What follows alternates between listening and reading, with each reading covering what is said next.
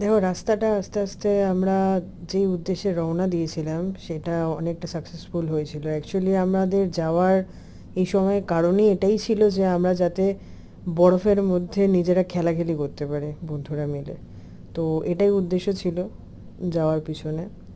East Sikkim, ওই টাইমে north Sikkim প্রায় বন্ধই থাকে যেই সময় আমরা গেছিলাম। আমি অ্যাকচুয়ালি ভিডিওটা আজ দিচ্ছি, মানে এখন যাইনি, আমরা মোটামুটি ফেব্রুয়ারি মাসে গেছিলাম, তো সেই হিসাবে ওই টাইমে প্রচণ্ড পরিমাণে ঠান্ডা থাকে। তো এই রাস্তাটা এখন যেদিকে ঢুকছে সেটা হচ্ছে মিলিটারি এরিয়ার মধ্যে। ঠিক আছে, এখানে অ্যাকচুয়ালি কিছু রেস্ট্রিকশন আছে, যেখানে ভিডিও করা অ্যালাউ নয়। তো এই এরিয়াটার মধ্যে আমরা ঢুকছি আস্তে আস্তে। ঠিক আছে, এখানে চায়না বর্ডার খুব কাছেই। আর মানে খুবই সামনে অ্যাকচুয়ালি চায়না বর্ডার। তো অনেকটা টাইমের হেরফেরও দেখা যায় এখান থেকে।